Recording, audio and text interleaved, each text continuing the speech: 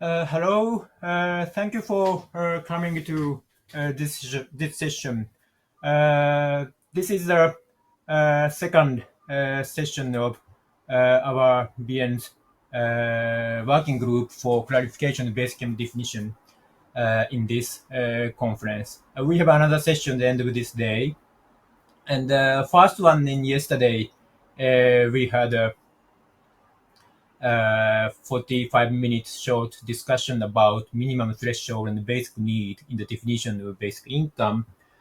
And today we are talking about something different. But before going to introduce today's session speaker, let me introduce a bit about our group. So there was a discussion about the definition of basic income in the BN's Congress 2016, and then there are some followed discussion time to time. And in the 2019, a General Assembly of Basic Income Earth Network decided to have a working group, which asks Annie Miller and me to coordinate. And so we start to have a discussion, and the regular participant of the group is Ali Mutlu Köylüoğlu and Telemaque Masson. And this session is by Ali Mutlu Köylüoğlu. And he has been a devoted activist for the basic income. Some of you may know he organized worldwide advocate for the basic income, which is very great venue for activists. Also, he take a significant part in the discussion of definition in Vienna in 2016 and 17 and now.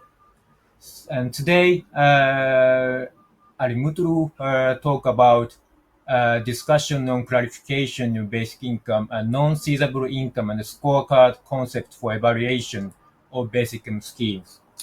And we wanted to have this open forum as literally open forum. That means everyone who come in this session and can speak and say something. But unfortunately, this online platform only allow audience to participate via asking a question, writing a comment. So please take this opportunity to say something on that question home. It's not necessarily a question, the opinion would be fine, a comment would be fine, anything related to today's presentation would be fine. So we encourage you to participate in this way. It's a bit unfortunate, but it's this limitation. But I also really thank you for organizer for letting us join, not in Brisbane, but from here. It must be a huge effort. We really thank you for that effort. Now, floor is yours, Ali Mutlu. Thank you very much. Good morning or good afternoon, dear friends. I would like to thank to my friends, dear Annie, Toru, and Telemaque. Together, we are working maybe more than 2 years, and we are trying to contribute to the basic definition of basic income discussions. I'm from Istanbul, Turkey, and I'm the founding member of the Citizens Basic Income Research Development Culture and Dissemination Society. I'm going to use a set of slides. I guess they are visible. Let me start my contribution. The title of my contribution is a discussion on clarification of basic income, a non-seizable income, and a scorecard concept for evaluation of basic income schemes. In my contribution, I would like to say a few words about the definition and characteristics. In fact, you know all these in detail.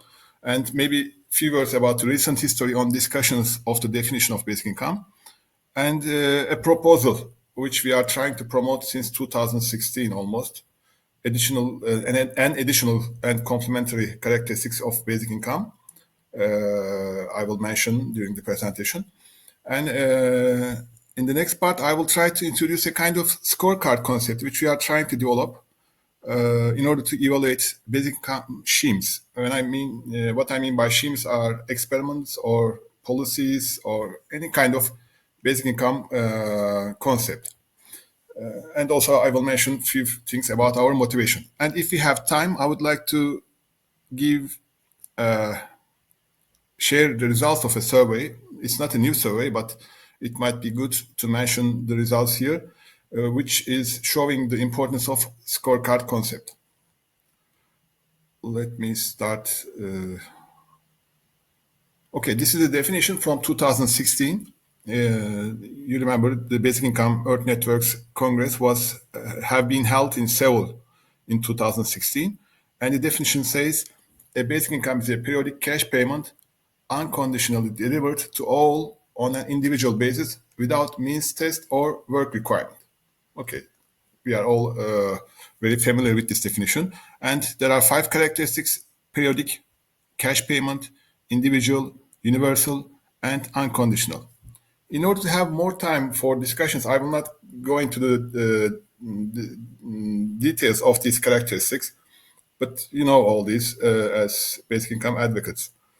And few words about the past or the history of these discussions. I'm a member of BN since 2016, and I know the story from 2016. I'm sure that there are a lot even before 2016, but there was a session in 2016 during the Congress, and also a GA decision was taken following the Congress.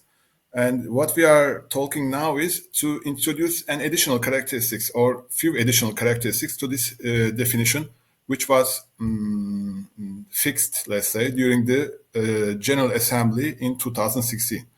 We had a chance to collect 72 signatures regarding adding further characteristics to the definition in 2017 in Lisbon during the General Assembly. But we couldn't succeed that time because of the time limitations and other issues. And also discussions continued during the Hyderabad meeting. Dear Annie Miller had submitted a motion. I was seconded her because I would like to support any kind of effort to discuss the definition, to develop the definition. And during that Congress, working group was established, which is our working group, named clarification of basic income definition working group, CBID. Yes, CBID. Anyhow, okay, this is about the CBID. Let me come to some of the topics discussed during the CBID meetings. They are uniformity and basic income. Especially dear Annie is she will give more details in the next session. The other one is non-seizable income and non-withdrawable character of basic income, relationship between basic income and human rights, relationship between basic income and negative income tax, reflections and remaining issues from the 2016 definition working group. Okay, up to here, maybe it was a repetition, maybe all of you know all those details, but here is the proposal. We say that we should have an additional and complementary characteristics of basic income, which is it should be defined as a non-seizable income. Let me explain in a sentence. Basic income shall not be seized, attached, or otherwise be subject to garnishment for any debt, public or private, arising due to any reason. In 2016, while we were trying to ask to modify the definition with such an addition, we were not that, let's say, armed, but later on we consult with lawyers, and together with lawyers, we prepared this wording. Let me read once again. Basic income should not be seized, attached, or otherwise be subject to garnishment for any debt, public or private, arising due to any reason. Some other terminologies or similar terminologies, maybe in addition to the non-seizable income, non-foreclosable is a good word. Basic income cannot be foreclosured or confiscated or judged or levied or sequestrated or taxed or vested. So it should be judgment proof. This is the proposal. The issue is, when we are talking about basic income, we talk about human dignity. We say it will introduce ability to say no to the masses. It will increase the freedom to choose, freedom to express choices. It will be an emancipation of the masses. So if we have these things on the table, it should be something non-feasible. We would like to hear your ideas about this proposal. The issue is, if we have a definition, it doesn't mean that everybody will do the same, or every country will do the same, or every politician will accept it as we defined it. But somehow we should quantify their proposals. What I mean is that if in a country a politician or a political party is proposing a basic income scheme, okay, we have a definition which was accepted in the GA. Okay, we are trying to develop it, but with the current definition, we should be able to quantify what kind of basic income or how much basic income, whether it is basic income or not, of that proposal. For example, you will remember during the pandemic period, in some countries, the politicians used the terminology basic income, but what they did or what they proposed was not in conformity with the expectations of basic income. So there's a danger. In fact, we will mention details regarding this danger with the results of the survey too. But our idea is we should introduce a scorecard concept. So scorecard concept should first evaluate whether this policy can be considered as a basic income or not. And it should be a tool to differentiate basic income understandings from each other. And also it should allow us to figure out how to rehabilitate or develop a subject scheme. For example, there's a proposal.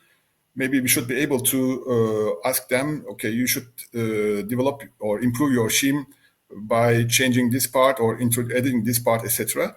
So it will be a kind of quantitative tool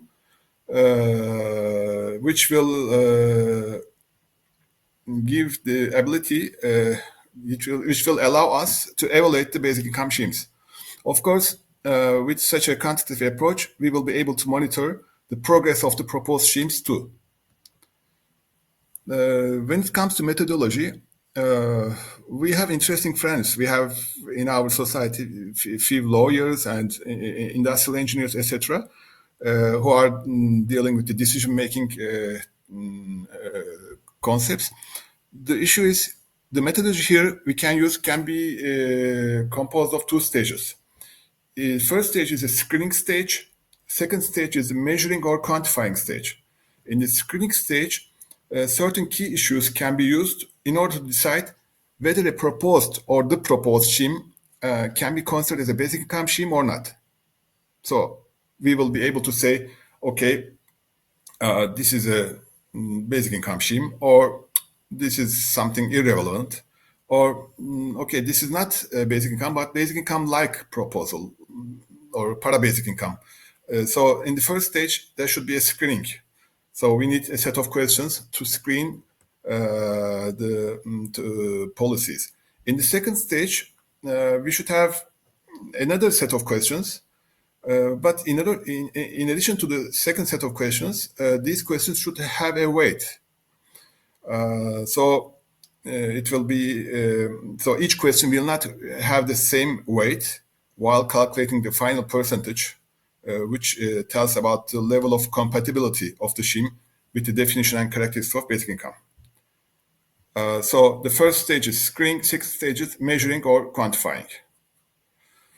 For the first stage, where we are, what can be asked? Please do not consider these as something final. They are just drafts. They are just to start discussions. Maybe whether this basic income is a legal right or not. This may be a question. Whether basic income or the payments within the subject scheme are being paid to the individuals or not. This may be another question. Whether these payments are periodic or not, this may be another question, so that people can depend on it or not. Whether there are any means or income testing or not is maybe another question. Whether it is cash or a similar medium of exchange or not, it may be another question. Gender equality considerations or a non-seizable income considerations, these may be issues that may be taken into account while preparing the first set of questions, first stage questions, where we are aiming to make the screening. In the second part, here we are trying to introduce a quantitative approach. So, for example, whether it is adequate or not, whether it's a predetermined amount or not. For example, in Alaska case, it's not a predetermined amount, but it is an amount. At the end of the day, every year, every resident is receiving a check. So it's not a predetermined amount. It may be a question which is in the second part, second stage question. And sustainability of the concept may be another question, or age considerations may be another consideration issue that may be asked, or periods, how often, weekly or monthly or yearly, it may be another question. So this second set of questions can be asked during the to the concept which is accepted as a basic income in the first stage. Our motivation here is, regarding definition discussions is, in different countries, there are different basic income understandings. Maybe you followed 3 or 4 years ago, there was a coalition in Italy. They mentioned about basic income, but what they were proposing was something different. Also, in the South Korea elections, elections during it was last year, I guess, last May, we had the chance to hear 2 proposals from 2 candidates. It was very interesting. They have a basic income understanding. Or, different countries, for example, Andrew Yang, who gave a speech in the opening session, they have a different basic income understanding. So we need a definition discussion to have an idea how they are in conformity with the expectations. And another issue is there are some threats against the integrities of the characteristics of basic income. Sometimes we encounter with some politicians, they are mentioning the terminology basic income, but they are not trying to fulfill all expectations. So integrity of it are in danger. That's why the definition discussions are important. And there is a risk of degeneration of the basic income concept. This is what I believe. What I mean by degeneration is sometimes people would like to use the terminology, but they modify certain parts. And if they have enough power to introduce a perception in the minds, so there's a degeneration risk also. That's why these definition discussions should continue, and they should be these should be non-stop, dynamic, inclusive, and with a qualitative approach. These are the things I would like to say. Here at this stage, I would like to add 2 sentences which I believe important, but not okay. My belief is that unconditional and vital mission of all basic income advocates should be to protect the character and soul of basic income. If you cannot protect it, it's not a simple money distribution in my point of view. I hope we all agree. It's not a simple money distribution. It has a character and a soul, and we should protect it. And a second issue is democracies, which is the tool which we have at the moment, must and will enable basic income, which in fact will be the savior of themselves. This is very important. They are not going to introduce it only for the masses, but also for themselves. When themselves, what I mean is democracies. So this is our 2 points. As far as I understand, I have time, so let me continue with a few more slides before the discussions start. It was an opinion survey And today, dear Annie is present here, but we were about 8 or 9 friends together. We prepared a survey and we executed it. Here are the results. Okay, this is slide and slide. The yellow slide is the slide of that survey. It was about effects of the COVID-19 pandemic on the UBI movement. There were a lot of questions, but I would like to consider only few of them. By the way, it was asked to UBI advocates who are participating in the UBI advocates Google group and UBI advocates regular meetings. By the way, also give another information. There are almost more than 20 different countries, friends from 20 different countries participated within this survey. The first question was interesting. Do you think that politicians and political parties have an adequate understanding of UBI? Green part maybe is 21.4% and no is 49.5%. And there are other answers too, but if we only concentrate on the green and red zone and recalculate the percentages, almost 88% of our friends think that politicians and political parties do not have adequate understanding of UBI. Second one is, do you think that politicians and political parties are in favor of a UBI, which will lead to emancipation? Here again, an interesting result. 32% says no, only 6% says yes, huge percent, almost 30% says maybe. But if you again concentrate to yes and no answers, almost 84% of our friends says no. They are not in favor of a UBI, which will lead to emancipation of masses. But this one is very, very dangerous. I think, do you think that politicians and political parties are trying to denigrate the concept of UBI? The question was this. But we also say that when we mean denigrate, we also mean kind of degeneration. And again, if you concentrate to yes and no answers, almost 70% of the participants, their thought is, unfortunately, yes, they are trying to denigrate or degenerate. Why I shared, pardon, I'm trying to find the slide. Why I shared these data. The political parties and political people, they are not well informed about basic income. This is first thing. Second thing is, they are not maybe that happy with such a concept which will emancipate the masses. But the most important thing is they are trying to degenerate it or denigrate it.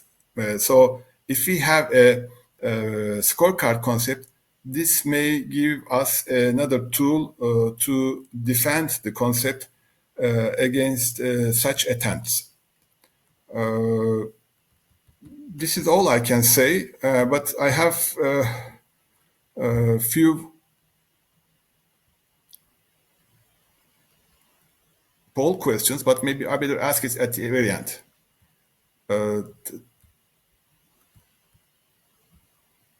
Once again, let me finish with that slide.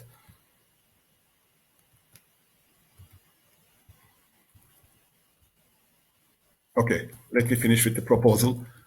The proposal is basic income should be a non-seizable income. And we should also introduce a kind of scorecard concept to evaluate basic income schemes. Thank you very much.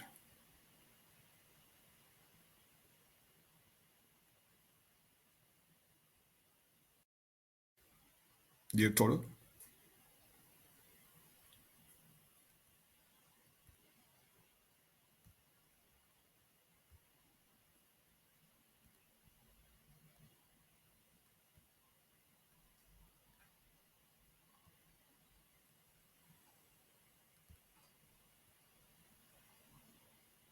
Okay, I can try to see any contributions.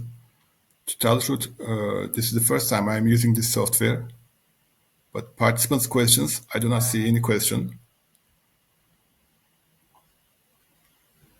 No questions yet. Okay, I received such a message too. Let me share the poll if I can. Okay, the first question. Can you see the poll question?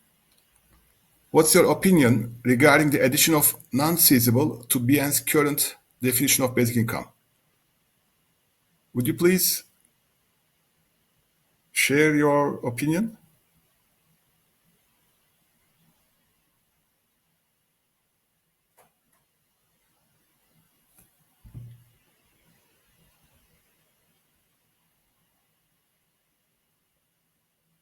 No votes? Oh, one vote. Thank you.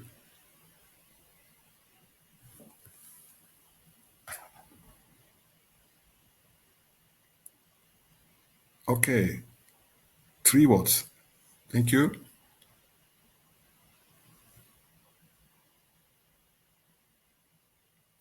No more votes? Okay. Okay.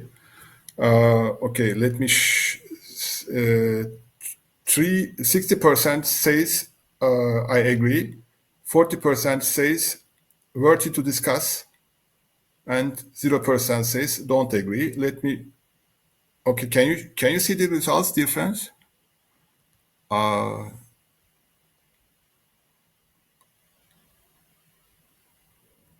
Okay, I hope. Okay, thank you, dear Michael. Dear Michael mentioned that he sent the results to you. You will see shortly. Okay, let me have a print screen too. I have another question.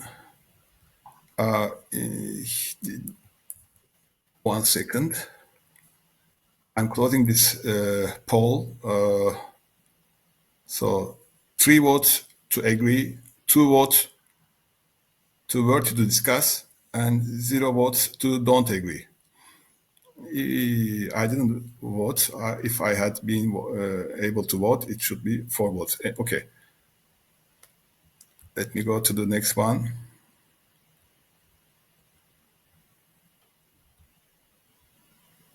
Okay. This is the second poll. We didn't discuss this here, but I would like to hear your ideas because in 2017, during the General Assembly, we collected 72 signatures, but we couldn't have a result. What's your opinion regarding the addition of fundamental human right to the BN's current definition of basic income?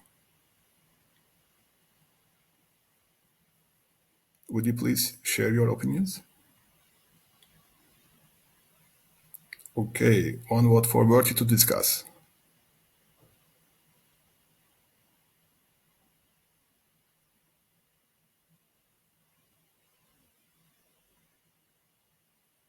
Any more opinions?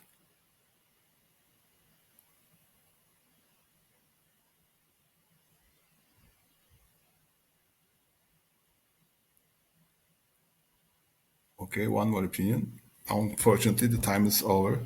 So 1 vote is agree, 1 vote is worthy to discuss.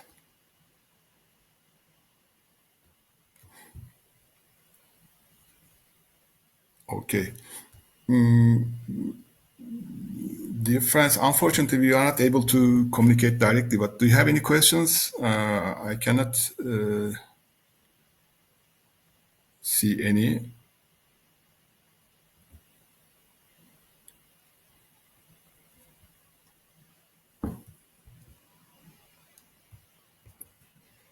Okay. So, dear Toru, are you here? So I'm here. Just I had a technical problem and I have been away for a few minutes, I think. But yes, I'm here now. Dear Toru, there are not many questions because we are I think it's also because of written questions. If it was a verbal, if we can talk to each other, maybe it should be better. But anyhow, maybe dear Toru, dear Telemaque, would you like to say anything about the non-seizable issue or scorecard concept? Telemaque, would you like to go first?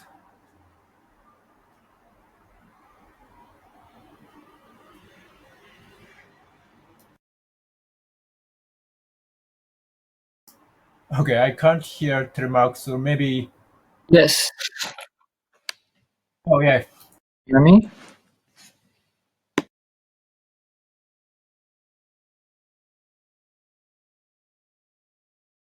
Can you hear me?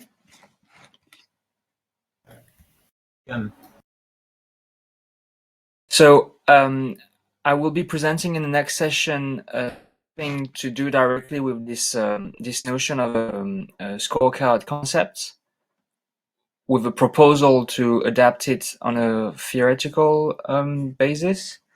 But I think what was interesting in your presentation is the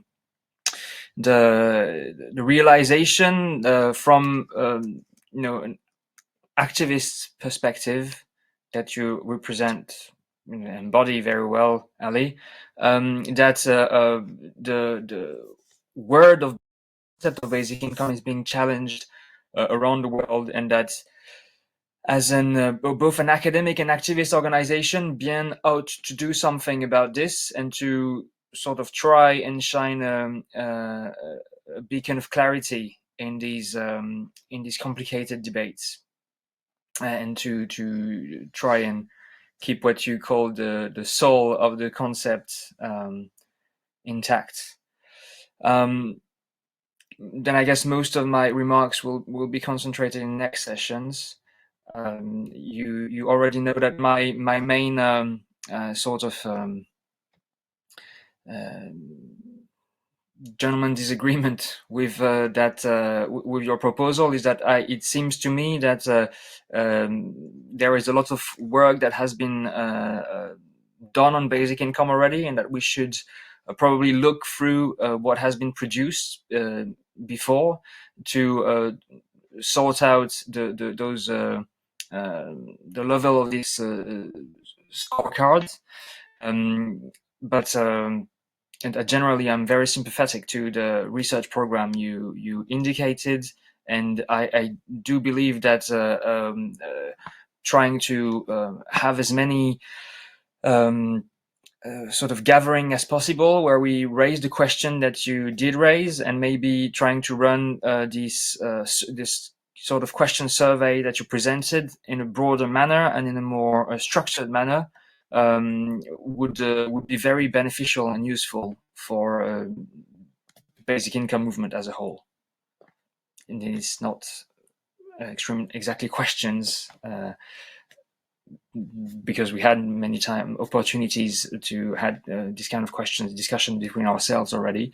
But thank you again for your presentation, and we're very sorry that it's not possible for the participants to interact with us today. Thank you, Telemaque, and let me follow. Yes, still no question. We encourage, please put not necessarily in the form of question. Well, it said submitted question and submit question, but it's okay to comment or opinion or whatever. And in the beginning, I forgot to say a couple of things. And the first thing is this session is supposed to be chaired by Annie Miller. She is a devoted member of BIAN. Actually, is one of the founder of BIAN, long-term advocate for the basic income, and we are really fortunate and honored to work with her. But she is now suffering a post-COVID situation. So just 10 minutes before starting this session, I decided to substitute backup her. And yes, And Ali, thank you very much. Ali Mutlu, thank you very much for marvelous presentation. And Ali asks what I think. And okay, before going to that, as a chair, I need to say one thing. Yes, this is the original work by Ali Mutlu. A lot of originality there. And so Ali modestly say we, but the opinion and effort embodied in this slide is solely by Ali. Of course, some of us share some of his opinion, but yes, it's originally from Ali's. I would like to emphasize. Viewer Ali's. Now, so the Ali is asking about how I think about foreclosure, non-seizable, non-foreclosure, and scorecard model. Both are worth discussing, but not I really would like to say yes or no. Let me explain this. So, can I share my slide? Is it now my slide is sharing? No. Something really wrong with my system. Won't. Oh, yes. So yes, there are kind of confusion about basic income, and it's Ali's proposal is really helpful to solve. So in that sense, I really like scorecard model. And in this slide, I usually use to explain the basic income with this slide. Top, how to say, upper left, it's there are no income transfer system. But Second World War, many countries have a social assistance system. This is upper right of the figure, but there are many people who are left behind. So in 1960-70, there are a new proposal called either basic income and minimum income, guaranteed incomes. Those terms were interchangeably used. It can mean lower left and lower right. And then I used to say in 1980s, academic tried to differentiate those two, and the lower left is now called minimum income, lower right is now called universal basic income, and guaranteed income can mean both lower right and lower left. But it's not exactly right, to be honest. Bien's current definition is this one, newly created lower right. Because in the Bien definition, if it is individual and it's unconditional, it's universal, even a penny a month can be a basic income. So in the initial four pictures, there are horizontal line with how to say dot. That is either some minimum threshold I would call, like equivalent to the basic covering basic needs, or subsistence or sufficient to have a decent but frugal but decent life, whatever, that kind of things. But the Bien's definition lack those kind of minimum threshold. So the penny a month, a cent a month, or even a cent a year can be a basic income. So this is the current situation of the basic income.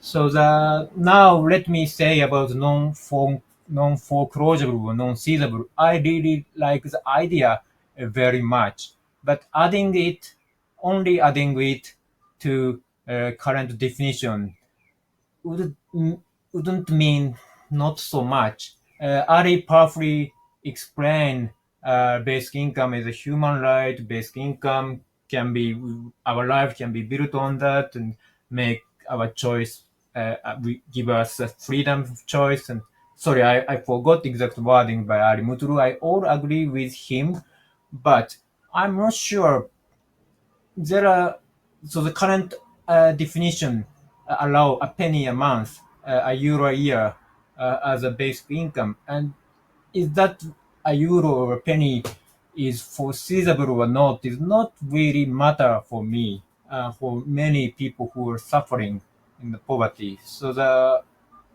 well, this current definition only be justified as because it's abstract level of conception. So that if we would make our definition more concrete, like including non-seizable that or some other things, Miller would like to add uniform, but those things can be meaningful when if we have one another new characteristic like minimum threshold or basic need or something like that. Or I'm not advocating for it, but if I'm asked about, I could agree with adding a non-seizable character. That's my answer. And so what my wrong is there are not so much how to say consensus about terminology. So our regional affiliate in Canada, basically Canada Network, they have different idea of basic income from BM. For them, this is lower left. What I termed minimum income guarantee is also the basic income, and they call it guarantee model of basic income.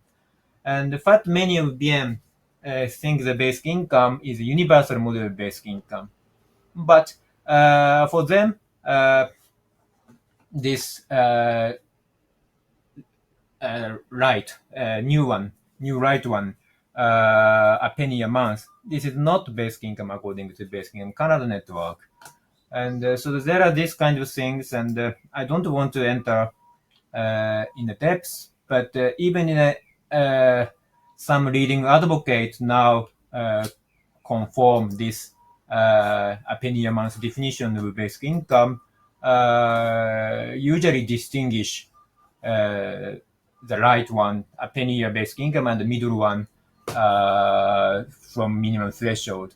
And actually in 1980s, for example, Philip Van Pares called only middle one as a basic income, and the right one, which is the current basic income definition, he called it something else like universal grant or unconditional income. So the takeaway, my point is, there are actually the plurality of definitions of basic income. So I say like with a threshold or like universality, it's in relation to income tax, in relation to boundary universal, there are some different understanding of universality or individual basis. And some of advocates say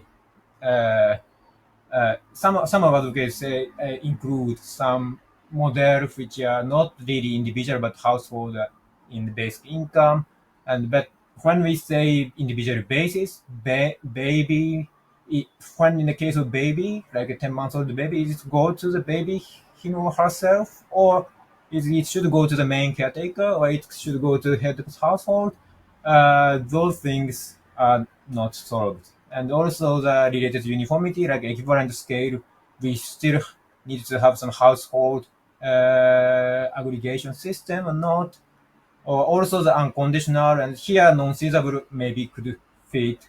And also uniform or not, or as of right or not. Uniform or not is related to Annie Miller's devoted work, and as of right or not, and is as of right what kind of right? It should be human right or some more different kind of right. This is another point. Today, Mutlu didn't have some good time to elaborate with, but she has been working on it, and actually unconditional basic in Europe, one of our regional affiliates have this human right as one of the definition, one of the characteristic of its definition. So that actually there are really plurality of definition.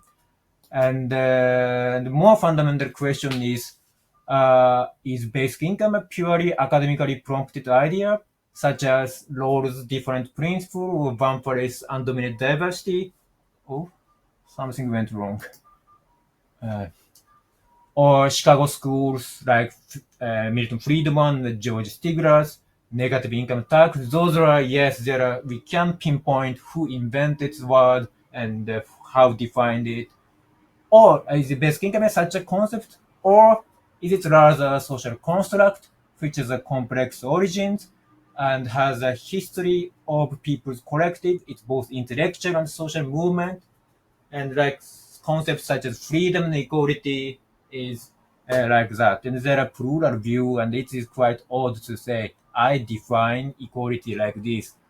People should conform this organization's definition. That's quite outrageous. And in my understanding, basic income belongs to the latter, not the former. So, definition issue inevitably gathers kind of the concept which allow us plurality. And in that sense, I really like this breakthrough idea of scorecard model by Ali Mutlu. And I really appreciate this input. And also in the next session, Telemark would say, would present something he would propose, and it's also related to this plurality. And I really like both work. Thank you very much. Dear Toru, thank you very much. Can I say a few words? Do we have time, dear Toru?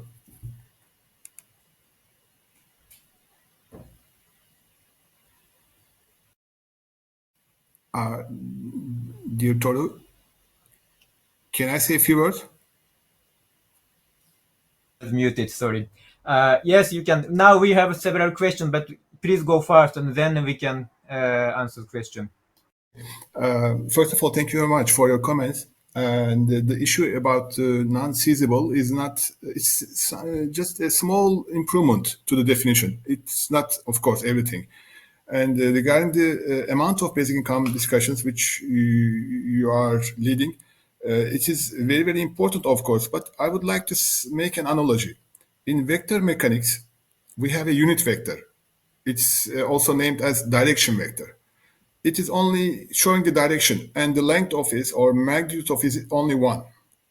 But the vector is composed of a unit vector and a magnitude. So unit vector is showing the direction, and the magnitude is showing the amount or amount. So the issue is when it comes to basic income discussions, the mechanism of basic income, okay, who are going to be paid, how it will be configured, will there be any means testing, or will there be any, I don't know, application, or do you need to prove something, etc., etc. Too many questions. So the mechanism is important, but the amount is also important. Mechanism is the unit vector or direction vector, and the amount is the magnitude. The issue is when we have the correct mechanism, it will be much more easy to implement it politically and from the budget wise. For example, if you try to implement a basic income with a adequate amount, suddenly in 1 year, you need such a resource to finance it. It might be difficult, but it might be a good idea to introduce a mechanism, but with a relatively smaller amount. But when it starts, when the masses internalize the concept, they will be, how I can say, fighting for it. For example, they will avoid corruption. I mean, there is a Transparency International Society, something like this. They are preparing maps, and based on the corruption, they are coloring the countries with red or pink or white, whatever. So, for example, red-colored countries, I think they have resources for basic income. The issue is, if the mechanism isn't there and the masses or the peoples of this country internalize the basic income concept's positive touch, then they will maybe try to avoid or try to fight with this corruption. And then within the time, the amount of money being paid as basic income will increase. This is my point. So similar with the vector mechanics, here we have a unit vector and the magnitude, and the mechanism of the basic income is the unit vector, and mechanism is very important. Of course, adequacy is important, but adequacy may develop within time instead of having none. Another issue is, should we have a cap to basic income? For example, we are not discussing this, and maybe we are escaping to discuss from such issues. For example, why do we need a cap to basic income? Maybe with the development of the society and the resources and the technology, etc., maybe it will. I mean, the adequate amount should not stay at a certain level. Let's say some friends mentioned that the first two levels of the Maslow's pyramid. I mean, enough to finance the first two steps of the Maslow pyramid is enough. Why it is enough? I mean, we shouldn't have a cap also. So my point is, mechanism is important. When the mechanism is introduced in a healthy way, then the society will force to increase the basic income, and not even to the satisfactory or adequate level which we are mentioning, but even higher. I mean, it shouldn't have a cap too. So these are the 2 points I would like to say. Another issue is you mentioned about minimum income guarantee. I think minimum income guarantee will introduce other problems or may introduce other problems. It will divide the society into new classes. I mean, it will be like classification of the people. Okay, these people receive minimum income guarantee, but these do not. But why there should be such a thing in the kindergarten or in the playground when the kids are playing? Okay, this is the one who is. This is this. Let's say this is the child of a neighbor who is receiving minimum income guarantee, and this is not. But we shouldn't introduce a new classification. I think it's against the soul of the basic income too. Thank you very much for this opportunity.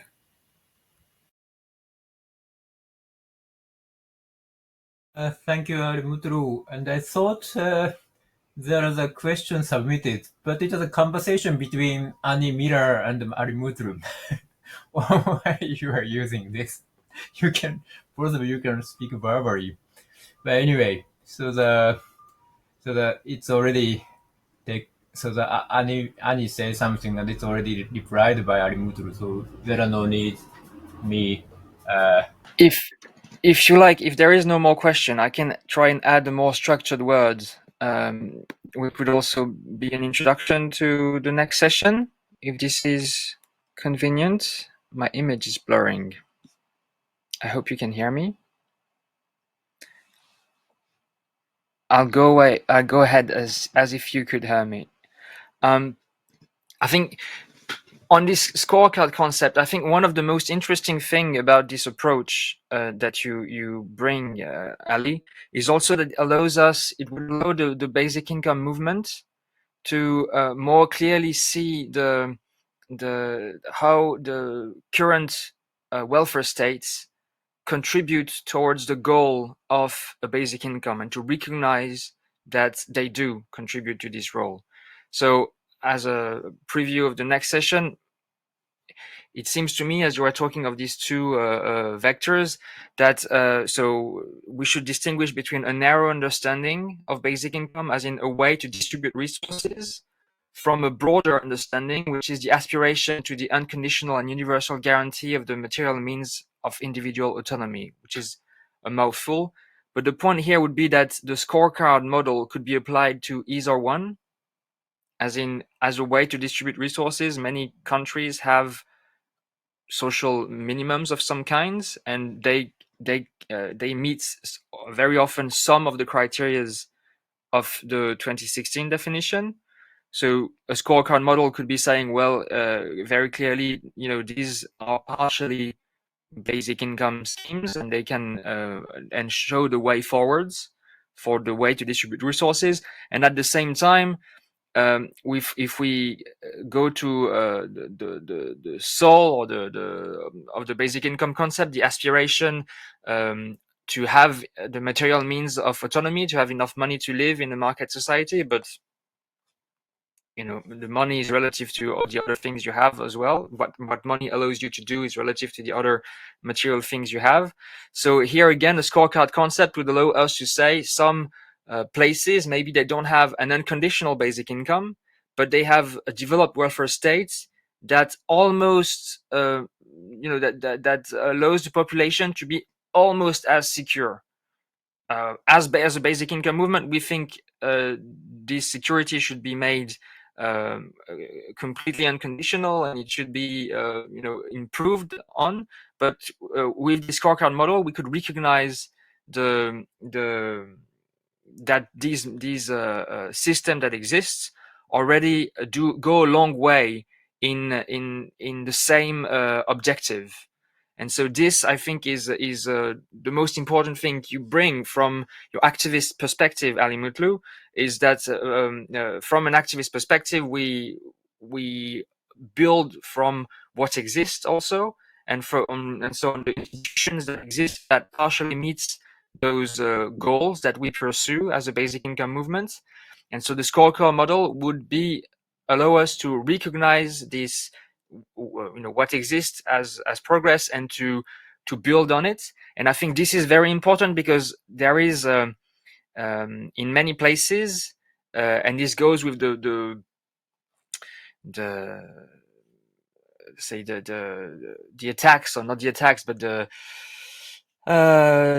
smear campaign, or the degradation, used corruption. I'm struggling to find the appropriate word here, but you see the idea that politicians sometimes use the word basic income in different ways, because I think, if we try to look at these behaviors from politicians in a more sympathetic way, really what you could say, especially for instance for some left-wing politicians, what they are trying to do is to reconcile two movements that sometimes can appear as distinguished, as separate, as in the movements that built the forms of social protection that exist today, and the basic income movement, which has sometimes by necessity or by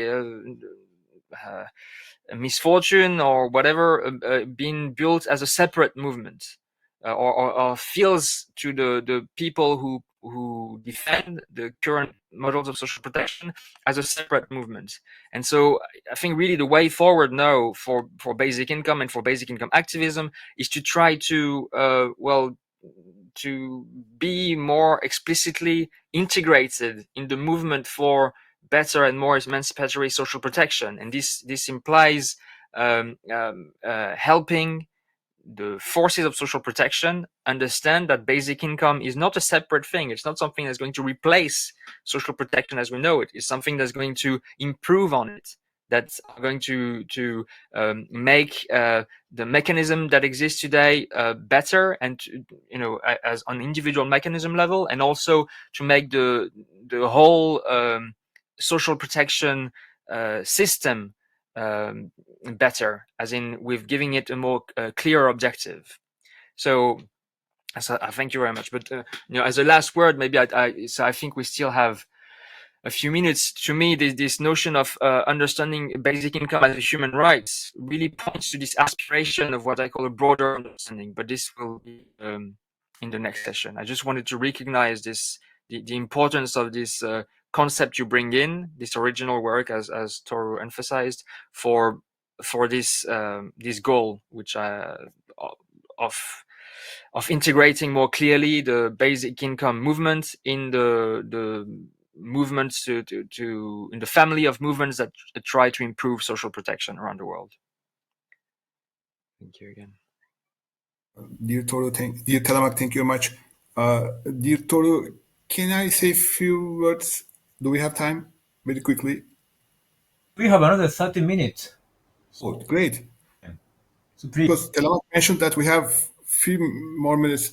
The issue is, first of all, I would like to thank to dear Annie, dear Toru, and dear Telemaque for their contributions and for their words. The point here, I think most of the basic income advocates agree that basic income is a game changer. If the game is changing, the players of the existing game will not be happy with it. For example, if it's a football game, there are football players, but if you start to play volleyball or basketball, whatever, they are not trained for that game. So they don't know the rules, they don't know the tricks, they don't know the tactics, etc. So they are not happy with it. So if basic income is a game changer, it will change the political arena too. So existing players in that arena, the political parties or the politicians, etc., they are not happy with it. So what during that stage, what is changing the game? The basic income concept. So what is it doing? They are disturbing them. So what should be their reaction? What is the reaction expected from them to react against it? So during this reaction, they will try to denigrate, they will try to degenerate, they will try to many things. Of course, this doesn't mean that all the politicians are similar, but mostly this is the case. And the results of the survey is also giving those results. So that's why we have to continue with the definition of discussions forever, maybe. I mean, like searching for the truth. I mean, we should ask questions and add new characteristics, etc. And also, we should, while improving or developing the definition, we should also try to introduce defense mechanism so that, for example, if somebody from some country mentions something and say that, okay, this is basic income, then maybe a well-designed an international tool should say that, okay, hey, come on, this is not a basic income, or okay, this may be considered as a basic income, but only 20% or 20 points about 100. So these are the 2 points. To continue with the discussions regarding definition, to improve the concept, and while doing this, in the same time, to protect the soul of the concept, because it's a game changer, and game changers disturb the existing players of the game. Thank you very much. I think we have another 25 minutes. 25? We have more 20 something minutes. So Hear from dear Annie, or maybe Michael can comment. He was in the room, I guess, all through the session. Dear Michael, would you like to? Or dear Annie?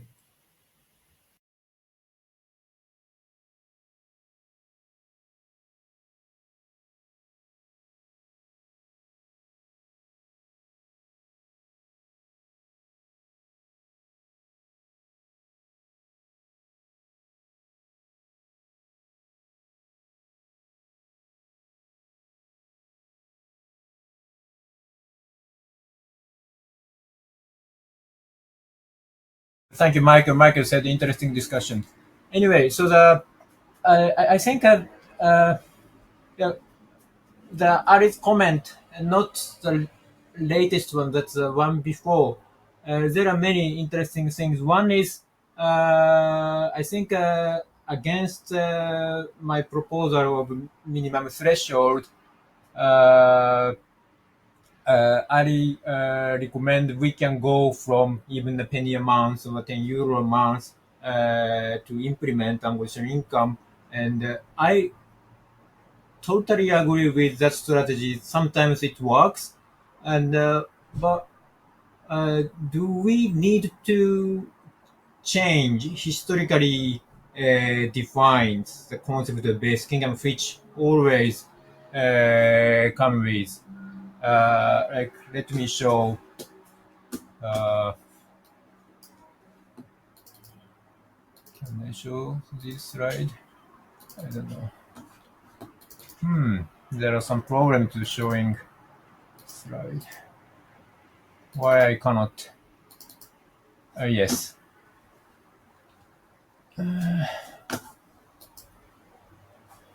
So yes, basic income as the sense of unconditional income, it can be traced back more than 100 years, and from then it's always come with it's always thought covering basic need, whatever that basic need would be defined. So there are historical usage. So if we change like BN did, it's a kind of historical revisionism. That's a bit of things. And also, in order to allow strategy already made, we can start with like 10 euro per month. I totally agree with the strategy, but we don't need to drop the minimum threshold historically there. For example, in Brazil, rural government in 2004 started both a familiar conditional cash transfer to household with children as a first step toward basic income.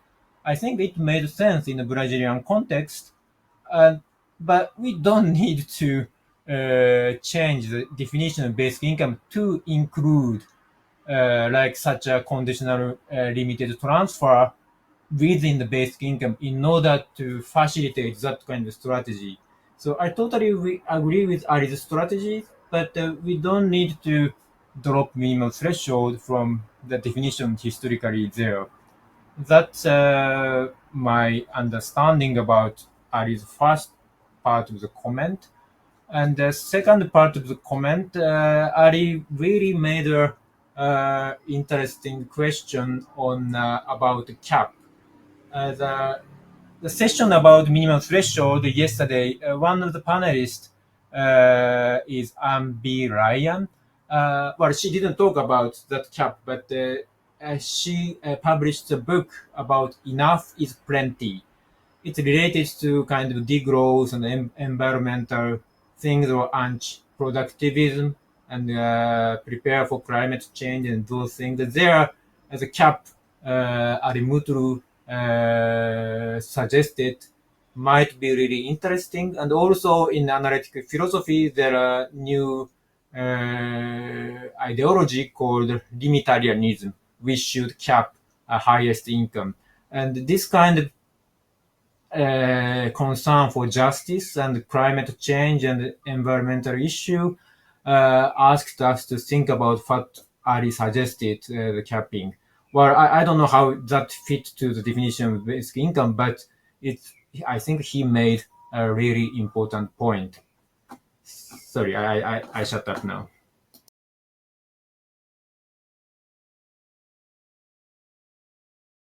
Well, actually, thank you very much, Toru. I think the public can understand that we were not ready for these technical limitations that, and we were hoping for a more open conversation, but we can still have this conversation between ourselves, and hopefully this can fuel the future conversation where you will be able to participate in the audience. But here, just to maybe to react on this and also on your work, Toru. So you mentioned here, and as in your paper, you brilliantly demonstrate that the word basic income was used historically in the earliest occurrence that we have, and with a certain consistency. It was attached to the concept of a threshold. But I think it's important here to take into account that before Bien was created in 1986, and before it put that definition of a basic income, the notion did not carry the same meaning, as in the historical occurrences that we have before 1986 are say independent of one another. People are just trying to figure out a word, and they come up with basic income, and sure, it's related to an amount, but very often it's not related to other characteristics that were attached to the concept in 1986, such as unconditionality primarily. And so this is an important thing, because in 1986, at the conference where Bien was created and where basic income was put forward as a concept, to be the designated object of the people that were gathered. So in 1986, the people that came from different countries. They worked in different disciplines. Some of them were activists as well, and they called their proposal in different manners. They did not all use basic income as a word to call their proposals. So the procedure that was used was to put basic income as a common term with a common definition to talk about different things that were called in different manners. And as you mention in your paper, the concept of a social dividend was used before as well, and is a concept that was included in 1986 in the concepts discussed under the label basic income, the modern label of basic income. And this concept was not used in direct relation to a threshold. So this is why it seems to me that if we go back to in time, what we really have are from as you know, as early as we can find, two concepts that we can try now to sort of solidify. One as a way to distribute resources, which I would argue we should call a narrow understanding, and one as an aspiration for guaranteeing the autonomy, the means of autonomy of everyone. Um, and on this, I very so I wanted also to react, making this commentary, and this can also maybe begin to lead us to the conclusion on this notion that Ali Mutlu just mentioned of we should carry on the research indefinitely and the discussion about basic income indefinitely. So there has been some conversation on Bian's website about basic income's definition, most notably involving Kate McFarland, who was for a while editor of the Basic Income news that were published on Basic Income website. She replied to Malcolm. Well, there was Malcolm Tory. There was a number of discussion there, but she had an exchange with Malcolm Tory in particular. I think Kate McFarland has got some training in philosophy of language, and both of them, they refer to Ludwig Wittgenstein as an philosophical reference to think about definitions. And the issue is that Ludwig Wittgenstein's approach to definition, often referred to as the notion of a language game, because he introduced it discussing the notion of a game, is basically that there is no such thing as a definition, that trying to find a definition of a concept is a bit of a pointless exercise, that actually words are used as as games, and they have different meanings in different contexts, and it's pointless to try and find a common a unique a common definition, basically. But there's a different approach to the notion of definition that resonates more with what Ali Mutlu just sketched with this notion of a perpetual discussion, which is one that was developed by Charles Sanders Peirce in the United States at the late end of the 19th century, between the end of the 19th century and the beginning of the 20th century. When they created the philosophical movement of pragmatism, well, he felt that his idea were so very much like basic income, that his ideas were hijacked or denigrated, and so then he called his pragmatism to distinguish it from that of other writers. But leaving this aside, Peirce had a few concepts which I think are interesting. A concept here of the growth of meaning. So the idea that a word is, and especially terms of art, scientific terms of art, perpetually grow in meaning. And he takes the example of electricity and planets, and he says, well, think of how much how much more electricity means now than it did in the time of ancient Greece, or planets, in the time when Hipparchus, Greek, ancient Greek scholar, or well, if you could say it was a scholar, who started to think about planets, and how much more we know about planets, and how when we hear the word planets, or electricity, even for 100 years ago, it brings up so many new things to our minds. And with this notion of a growth of meaning, so pragmatism as a philosophical movement is a big concept that also has been developed by John Dewey, whom Peirce taught. What is the notion of inquiry? And so Peirce actually put forward the notion that one way you could define truth, or actually arguably the way we tend, or the way scientists or scientific communities tend to understand truth, is to understand truth as the end of inquiry, as in truth would be the results that anyone would reach if they worked on the subject long enough. And the notion is that this is of course this is an ideal that you can never reach, because there is always a growth of meaning, and there is always so it is a struggle, it is a process basically, and it is a perpetual process that is committed, that is done by a community of inquiry that perpetually seeks to update the knowledge and work on an issue, and all of them come closer by their common research to this goal, which they would reach if they work long enough. And so I think this very much resonates with the history of Bien, created 30 years ago, of the discussions which try to set a common definition that made it possible to have an academic and activist conversation, to develop the conversation that had been going on in a divided manner for a century or two before, but which, when there was a gathering, and in that gathering there was the attempt to set a common object, and setting that object allowed for a collective effort of improvement of our understanding of that object. And of course this will have to continue, this will necessarily continue.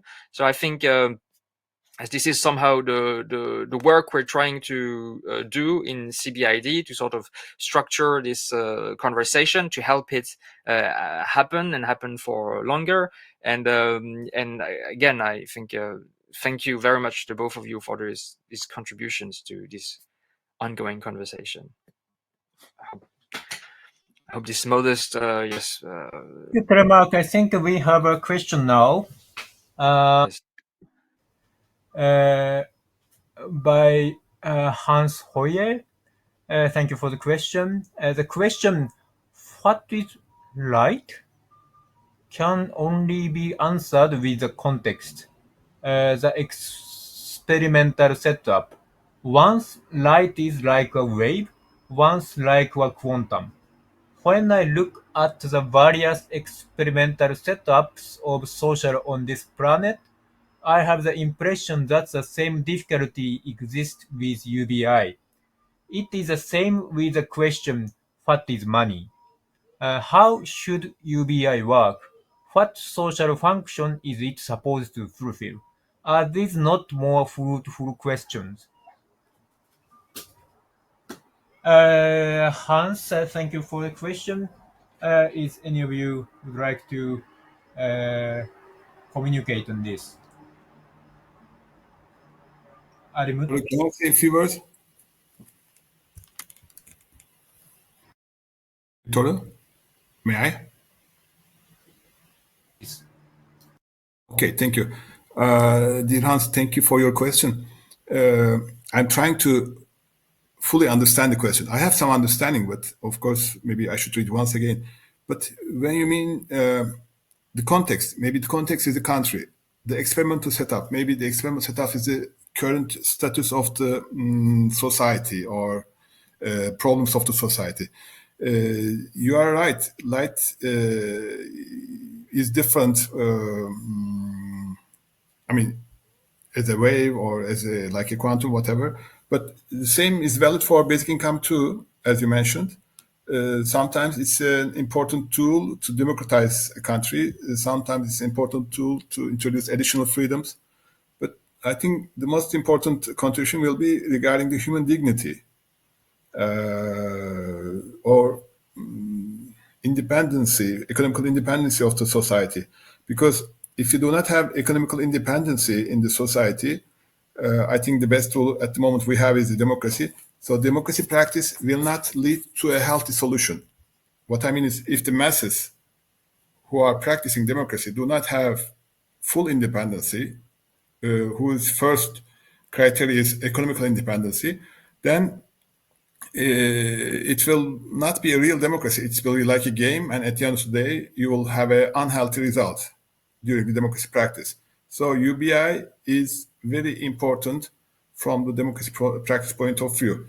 But of course, as you said, within the context, the experimental setup, etc. So the countries may differ, the current status of the societies in those countries may differ. So it may differ too. But my best or my favorite answer to your question is that basic income will enable to have a healthy democracy practice. Thank you very much. Mutlu, and there are another question from Hans. Growth of meaning seems to be a good concept. Did not the meaning of UBI grow? Would we put an obstacle to further growth when we define it too exactly, according to our actual understanding of the meaning? Is any of you would like to answer? I can try. Unfortunately, I cannot see the first question anymore. But Question went to the archive, and now only the second one is as suggested questions.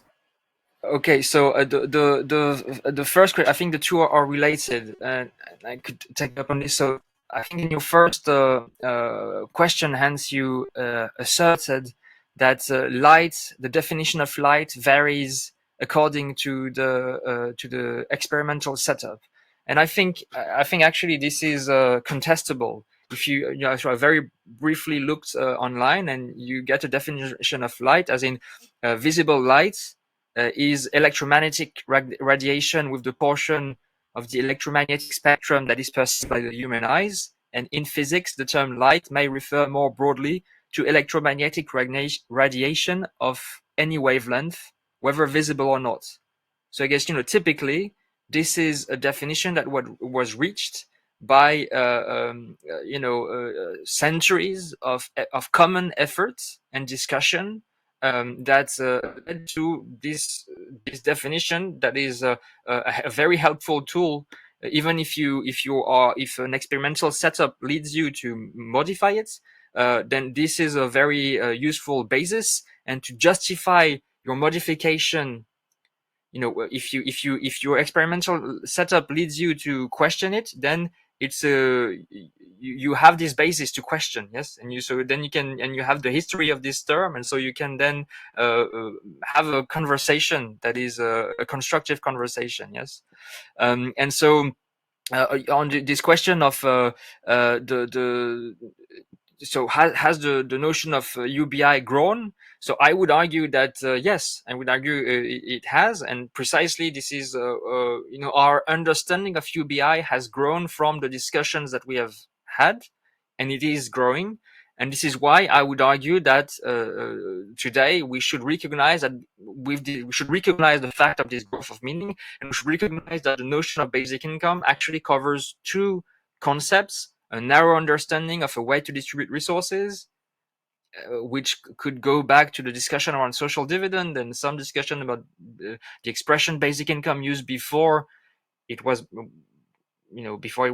Bien's basic income, before Bien was created, and another understanding of the aspiration of guaranteeing the means of autonomy.